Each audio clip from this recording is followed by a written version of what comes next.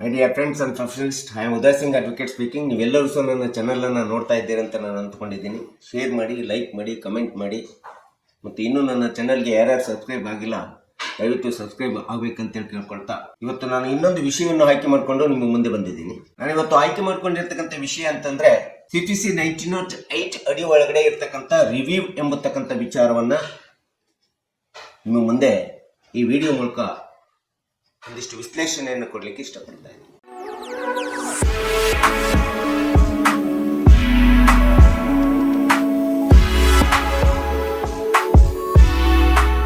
CPC section 114 under order 47 rule 1 ಈ ಒಂದು review ಬಗ್ಗೆ ನಮಗೆ ಹೇಳುತ್ತದೆ. ಸೊ ಯಾವುದೇ ಒಂದು ಸಿವಿಲ್ ದಾವೆ ಒಳಗಡೆ ಈಗಾಗಲೇ ಅಧೀನ ನ್ಯಾಯಾಲಯಗಳಲ್ಲಿ, ಅದು ಸೀನಿಯರ್ ಡಿವಿಷನ್ ಇರ್ಬೋದು, ಡಿಸ್ಟ್ರಿಕ್ಟ್ ಕೋರ್ಟ್ ಇರ್ಬೋದು, ಇನ್ಯಾವುದೇ ನ್ಯಾಯಾಲಯಗಳಿರ್ಬೋದು, ಒಂದು ಸಿವಿಲ್ ದಾವೆ ಒಳಗಡೆ ಜಡ್ಜ್ಮೆಂಟ್ ಅನ್ನ, ಡಿಗ್ರಿಯನ್ನ, ಆರ್ಡರ್ ಅನ್ನ ಮಾಡಿದಂತ ಸಂದರ್ಭದೊಳಗಡೆ ಅಂತ ಒಂದು ನ್ಯಾಯಾಲಯ ಮಾಡಿರ್ತಕ್ಕಂಥ ಜಡ್ಜ್ಮೆಂಟ್, ಡಿಗ್ರಿ, ಆರ್ಡರ್ ಅನ್ನ ಪುನರ್ ಪರಿಶೀಲನೆ ಮಾಡಿ ಅಂತ ಹೇಳ್ಬಿಟ್ಟು CPC 1908 ಆರ್ಡರ್ 47 ರೂಲ್ 1 ಅಡಿಯಲ್ಲಿ ಕೇಳ್ಕೊಳ್ಳತಕ್ಕಂಥದ್ದನ್ನ ನಾವು ರಿವ್ಯೂ ಅಂತೇಳಿ ಕರಿತಾ ಇದ್ದೀವಿ. ರಿವ್ಯೂ ಅನ್ನು ಇನ್ನೊಂದು ಅರ್ಥದಲ್ಲಿ ರೀಕನ್ಸಿಡರೇಷನ್ ಅಂತೇಳಿ ಹೇಳ್ಬೇಕಾಗುತ್ತೆ. ಏನು ನ್ಯಾಯಾಲಯ ಒಂದು ದಾವೆ ಬಗ್ಗೆ ತಮ್ಮದೇ ಆದಂತ ಜಡ್ಜ್ಮೆಂಟ್, ಡಿಗ್ರಿ, ಆರ್ಡರ್ನ ಮಾಡಿದೆ, ಅದನ್ನು ಪುನರ್ ಪರಿಗಣಿಸಿ ಪುನರ್ ವಿಚಾರಣೆ ಮಾಡಿ ಅಂತೇಳಿ ಕೇಳುತ್ತಕ್ಕಂಥ ಏನಿದೆಯಲ್ಲ, ಇದನ್ನ ಪುನರ್ ಪರಿಶೀಲನೆ ರಿವ್ಯೂ ಅಂತೇಳಿ ನಾವು ಹೇಳ್ತಾ ಇದ್ದೀವಿ. ಸೊ ಇಂಥ ಒಂದು ರಿವ್ಯೂ ಅನ್ನ CPC ಒಳಗಡೆ ಯಾವುದೇ ಸಿವಿಲ್ ದಾವೆಯಲ್ಲಿ ಅಪ್ಲಿಕೇಶನ್ ಹಾಕ್ಬೇಕಾದ್ರೆ ನ್ಯಾಯಾಲಯ ಒಂದು ಆ ದಾವೆಗೆ ಒಂದು ಜಡ್ಜ್ಮೆಂಟ್ ಅನ್ನ, ಆರ್ಡರ್ ಅನ್ನ, ಡಿಗ್ರಿಯನ್ನ ಪಾಸ್ ಮಾಡಿರ್ಬೇಕು. ಇಂಥ ಒಂದು ಜಡ್ಜ್ಮೆಂಟ್, ಆರ್ಡರ್ ಅಥವಾ ಡಿಗ್ರಿ ಪಾಸ್ ಮಾಡದ ಹೊರತು ನಾವು ಯಾವುದೇ ವಿಧವಾದಂತ ರಿವ್ಯೂ ಅಪ್ಲಿಕೇಶನ್ ಅನ್ನ CPC ಸೆಕ್ಷನ್ 114 ಒಳಗಡೆ ಹಾಕೊಳ್ಳಿಕ್ಕೆ ಬರೋದಿಲ್ಲ.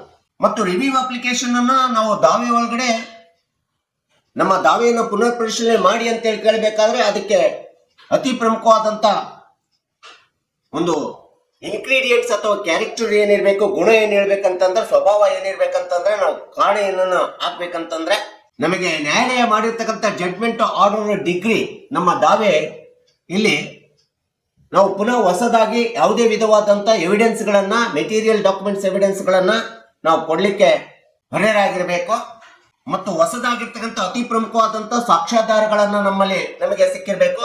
ಆ ರೀತಿ ಸಿಕ್ಕಂತ ಹೊಸದಾಗಿರ್ತಕ್ಕಂಥ ದಾಖಲೆಗಳ ಸಾಕ್ಷ್ಯಾಧಾರಗಳನ್ನ ಆಧಾರವನ್ನು ಇಟ್ಟುಕೊಂಡ್ಬಿಟ್ಟು ಮಾನ್ಯ ನ್ಯಾಯಾಲಯ ಮಾಡಿರ್ತಕ್ಕಂಥ ನಮ್ಮ ದಾವೆಯ ಮೇಲೆ ನಮ್ಮ ದಾವೆಗೆ ಮಾಡಿರ್ತಕ್ಕಂಥ ಜಡ್ಜ್ಮೆಂಟ್, ಡಿಗ್ರಿ, ಆರ್ಡರ್ ಅನ್ನ ಈ ಒಂದು ಸಾಕ್ಷ್ಯಾಧಾರಗಳನ್ನು ಕೊಟ್ಬಿಟ್ಟು, ಮೆಟೀರಿಯಲ್ ಡಾಕ್ಯುಮೆಂಟ್ಸ್ ಗಳನ್ನು ಕೊಟ್ಬಿಟ್ಟು ಪುನಃ ನಮ್ಮ ದಾವೆಯನ್ನು ಪುನರ್ ಪರಿಶೀಲನೆ ಮಾಡಿ, ಪುನರ್ ಪರಿಗಣನೆಗೆ ಮಾಡಿ, ಪುನರ್ ವಿಚಾರಣೆಯನ್ನು ಪರಿಗಣನೆಗೆ ತೆಗೆದುಕೊಳ್ಳಿ ಅಂತೇಳಿ ಕೇಳುತ್ತಕ್ಕಂಥ ಅಂಶವನ್ನು ನಾವಿಲ್ಲಿ ನೋಡಬೇಕಾಗುತ್ತೆ. ಇದನ್ನು ರಿವ್ಯೂ ಅಂತೇಳಿ ನಾವು ಕರಿತೀವಿ CPC ಸೆಕ್ಷನ್ 114 ನಲ್ಲಿ. ಸೊ ಇನ್ನೊಂದು ಅಂಶ ಅಂತಂದ್ರೆ, ನಾವು ಯಾವುದೇ ಒಂದು ದಾವೆಯಲ್ಲಿ ಪುನರ್ ಪರಿಶೀಲನೆ, ಪುನರ್ ಪರಿಗಣನೆಗೆ ಅರ್ಜಿಯನ್ನ, ಮನವಿಯನ್ನು ಹಾಕಬೇಕಾದ್ರೆ ನಮ್ಮ ದಾವೆಯ ನಿರ್ಣಯ ಅಥವಾ ನಮ್ಮ ದಾವೆಗೆ ಕೊಟ್ಟಿರ್ತಕ್ಕಂಥ ತೀರ್ಪು ಮಾನ್ಯ ನ್ಯಾಯಾಲಯ ಮೇಲ್ನೋಟಕ್ಕೆ ತುಂಬಾ ದೋಷಪೂರಿತವಾಗಿದೆ, ತುಂಬಾ ಇನ್ಕರೆಕ್ಟ್ ಆಗಿದೆ ಎಂಬತಕ್ಕಂಥದ್ದು ಕಂಡು ಬರಬೇಕಾಗುತ್ತೆ.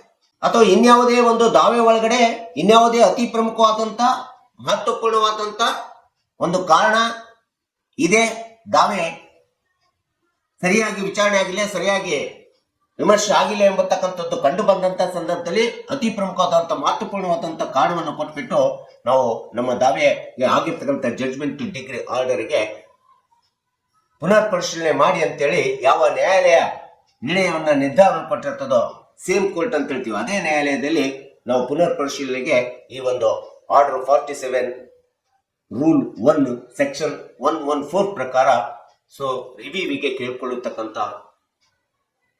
ಹಕ್ಕು ಪ್ರತಿಯೊಂದು ಕಕ್ಷಿದಾರರಿಗೆ ಇರ್ತಕ್ಕಂಥದ್ದು ನಾವು ನೋಡ್ತೀವಿ. ಸೊ ಈ ರೀತಿ ಮಾನ್ಯ ನ್ಯಾಯಾಲಯ ಮಾಡಿರ್ತಕ್ಕಂಥ ಜಡ್ಜ್ಮೆಂಟ್, ಡಿಗ್ರಿ ನಾವು ಪುನರ್ ಪರಿಶೀಲನೆಗೆ ಅರ್ಜಿಯನ್ನು ಹಾಕೊಳ್ಳುವಂತ ಸಂದರ್ಭದಲ್ಲಿ, ಮನವಿಯನ್ನು ಹಾಕೊಳ್ಳುವಂತ ಸಂದರ್ಭದೊಳಗಡೆ ಲಿಮಿಟೇಷನ್ ಆಕ್ಟ್ ಪ್ರಕಾರ 1963 ಪ್ರಕಾರ ಜಡ್ಜ್ಮೆಂಟ್ ಆಗಿ, ಡಿಗ್ರಿ ಆಗಿ 30 ದಿನ, 90 ದಿನ ಅಂತ ಏನಿರ್ತದೆ, ಆ 30 ದಿನದೊಳಗಡೆ ನಮ್ಮ ಆ ಕಾಲಮಿತಿ ಕಾಯ್ದೆ ಅಡಿ ಒಳಗಡೆ ಮಾನ್ಯ ನ್ಯಾಯಾಲಯ ಜಡ್ಜ್ಮೆಂಟ್ ಮಾಡಿ ಡಿಗ್ರಿ ಮಾಡಿ ಕೊಟ್ಟಿರ್ತಕ್ಕಂಥ ಕಾಲಮಿತಿ ಒಳಗಡೆ ನಾವು ಪುನರ್ ಪರಿಗಣನೆಗೆ ನಮ್ಮ ದಾವೆಗೆ ಮನವಿಯನ್ನ ಹಾಕಬೇಕಾಗುತ್ತೆ. ಸೊ ಈ ರೀತಿಯಾದಂತಹ ಪುನರ್ ಪರಿಶೀಲನೆ ಮನವಿಯನ್ನ ಹಾಕಿಕೊಳ್ಳುವಂತ ಸಂದರ್ಭದೊಳಗಡೆ ಈಗಾಗಲೇ ನಮ್ಮ ದಾವೆ ಒಳಗಡೆ ಆಗಿರ್ತಕ್ಕಂಥ ಡಿಗ್ರಿ ಆರ್ಡರ್ ಜಡ್ಜ್ಮೆಂಟ್ಗೆ ಯಾವುದೇ ಕಕ್ಷಿದಾರರ ವಾದಿ ಇರ್ಬೋದು, ಪ್ರತಿವಾದಿ ಇರ್ಬೋದು, ಆ ಜಡ್ಜ್ಮೆಂಟ್ಗೆ ವಿರುದ್ಧವಾಗಿ ಮೇಲ್ಮನವಿಯನ್ನು ಹಾಕೊಂಡಿರ್ಬಾರ್ದು, ಮೇಲ್ಮನವಿ ಅಪೀಲ್ ಅಂತೇಳಿ ಹೋಗಿರ್ಬಾರ್ದು. ಯಾಕಂದ್ರೆ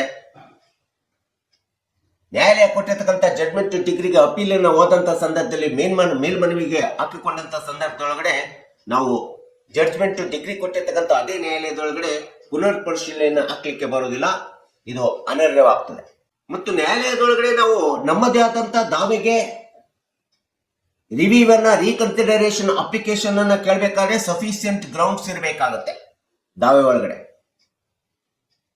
ಸರಿಯಾದ ವಿಧವಾದಂತ ಗ್ರೌಂಡ್ಸ್ಗಳು ಇದ್ದಾಗ, ಸಫಿಸಿಯಂಟ್ ಗ್ರೌಂಡ್ಸ್ ಇದ್ದಾಗ ಮಾತ್ರ ರಿವ್ಯೂವಿಗೆ ಅಪ್ಲಿಕೇಶನ್ ಹಾಕೊಳ್ಳಿಕ್ಕೆ ನಾವು ಅರ್ಹರಾಗ್ತೀವಿ ಯಾವುದೇ ಒಂದು ಸಿವಿಲ್ ದಾವೆ ಒಳಗಡೆ. ಸೊ ಈ ರೀತಿ ಯಾವುದೇ ಒಂದು ವ್ಯಾಜ್ಯದಲ್ಲಿ ಒಬ್ಬ ಕಕ್ಷಿದಾರ ವಾದಿ ಅಥವಾ ಪ್ರತಿವಾದಿ ರಿವ್ಯೂಗೋಸ್ಕರ ಜಡ್ಜ್ಮೆಂಟ್ ಡಿಗ್ರಿ ಆರ್ಡರ್ ಕೊಟ್ಟಿರ್ತಕ್ಕಂಥ ನ್ಯಾಯಾಲಯದೊಳಗಡೆ ಪುನರ್ ಪರಿಗಣನೆಗೆ ಹಾಕಿಕೊಂಡಂತ ಸಂದರ್ಭದಲ್ಲಿ ಆ ಪಿಟಿಷನ್ ಏನಿದೆ, ಆ ಅರ್ಜಿ ಅಂತ ಏನಿದೆ, ಆ ಪಿಟಿಷನ್ ಅನ್ನ ಮಾನ್ಯ ನ್ಯಾಯಾಲಯ ಸ್ಪಷ್ಟವಾಗಿ ಓದಬೇಕಾಗುತ್ತೆ, ಸ್ಪಷ್ಟವಾಗಿ ನೋಡ್ಬೇಕಾಗುತ್ತೆ. ಈ ಒಂದು ಪುನರ್ ಪರಿಶೀಲನೆ ಮಾಡಲಿಕ್ಕೆ ಈ ದಾವೆ ಅರ್ಹತೆ ಇದೆಯೋ ಇಲ್ಲೋ, ಕ್ವಾಲಿಫೈಡ್ ಇದೆಯೋ ಇಲ್ಲೋ ಎಂಬತಕ್ಕಂಥದ್ದನ್ನ ಮಾನ್ಯ ನ್ಯಾಯಾಲಯ ಆ ಪಿಟಿಷನ್ ಅನ್ನು ಸ್ಪಷ್ಟವಾಗಿ ಪರಿಶೀಲನೆ ಮಾಡಬೇಕಾಗುತ್ತೆ. ಮೊದಲು ಪಿಟಿಷನ್ ಅನ್ನು ಪರಿಶೀಲನೆ ಮಾಡಬೇಕಾಗುತ್ತೆ. ನಂತರದಲ್ಲಿ ಏನು ತಾವು ಕೊಟ್ಟಿರ್ತಕ್ಕಂಥ ಜಡ್ಜ್ಮೆಂಟ್ ಡಿಗ್ರಿ ಆರ್ಡರ್ ಇದೆ ಸಂಬಂಧಪಟ್ಟಂತ ದಾವೆಗೆ, ಆಗ ನಂತರದಲ್ಲಿ ಮರುಪರಿಶೀಲನೆಗೆ ಆ ಪಿಟಿಷನ್ ಮನವಿಯನ್ನು ತೆಗೆದುಕೋಬೇಕಾಗುತ್ತೆ. ಇದು ಅತಿ ಪ್ರಮುಖವಾದಂತಹ ಅಂಶವಾಗಿದೆ ರಿವ್ಯೂ ಒಳಗಡೆ CPC ಸೆಕ್ಷನ್ 114 ಪ್ರಕಾರ. ಸೊ ಇನ್ನು ಯಾವುದೇ ಒಂದು ದಾವೆ ಮೊಕದ್ದಮೆ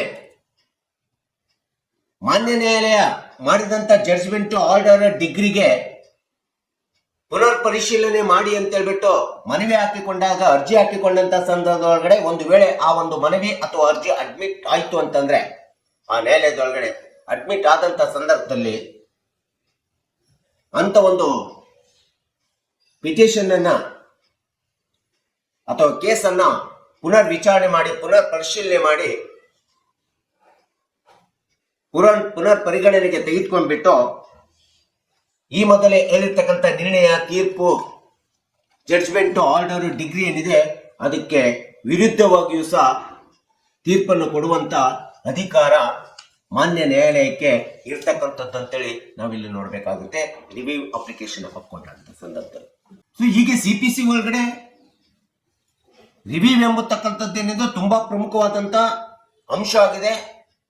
ಯಾವುದೇ ಒಂದು ಸಿವಿಲ್ ದಾವೆಯನ್ನ ಅಂತಿಮವಾಗಿ ನ್ಯಾಯವನ್ನ ಕೊಡಬೇಕಾದ್ರೆ ಇದು ಪ್ರಮುಖ ಪಾತ್ರ ನಿರ್ವಹಣೆಯನ್ನು ಮಾಡ್ತಾ ಇದೆ.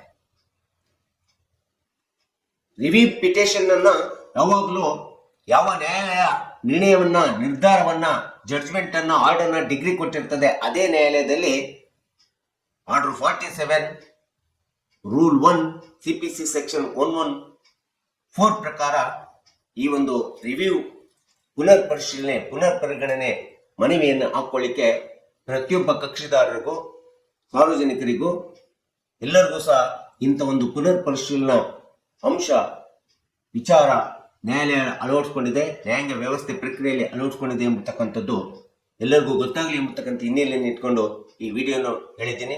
ದಯವಿಟ್ಟು ನನ್ನ ವಿಡಿಯೋ ಇಷ್ಟ ಆಗಿದ್ರೆ ಶೇರ್ ಮಾಡಿ, ಲೈಕ್ ಮಾಡಿ, ಕಮೆಂಟ್ ಮಾಡಿ, ಮತ್ತು ನನ್ನ ಚಾನಲ್ಗೆ ಇನ್ನೂ ಯಾರು ಸಬ್ಸ್ಕ್ರೈಬ್ ಆಗಿಲ್ಲ ದಯವಿಟ್ಟು ಸಬ್ಸ್ಕ್ರೈಬ್ ಆಗ್ಬೇಕಂತೇಳಿ ಹೇಳ್ತಾ ಇವತ್ತಿನ ವಿಷಯಕ್ಕೆ ವಿರಾಮ ಹೇಳ್ತೀನಿ. ನಾನು ಇನ್ನೊಂದು ವಿಷಯ ಅಂತ ಇಟ್ಕೊಂಡು ನಿಮ್ಮ ಮುಂದೆ ಬರ್ತೀನಿ. ಜೈ ಹಿಂದ್, ಜೈ ಕರ್ನಾಟಕ.